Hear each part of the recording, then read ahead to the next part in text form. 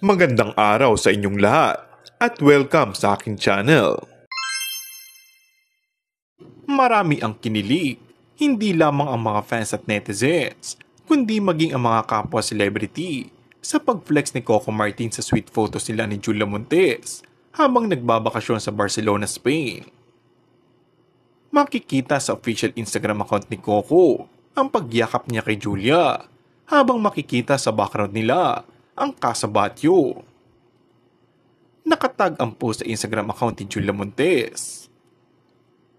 Ilan sa mga celebrity na nag-iwan ng reaksyon at komento ay sina Jake Cuenca, Bong Navarro at marami pang iba.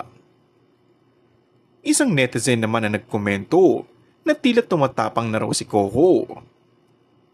Dapat daw ipaglaban, singit naman ng isang netizen. The only strong couple in Philippines that inspires me, the true love still exists. Singit pa ng isa. Matatandaan na hanggang ngayon ay hindi pa direktang umaamin sina Coco at Julia hinggil sa tunay na estado ng kanilang relasyon. Lalo na ang matagal ng chika na may anak na ang mga ito.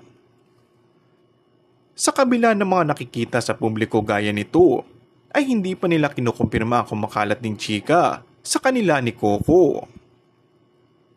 Matatandang hindi mamatay-matay ang chika na nanganak noon si Julia sa anak nila ni Coco at nasundan pa ito sa kasagsagan ng FPJs ang probinsyano, kaya raw kaunti na lamang ang exposure ni Julia sa bilang Mara.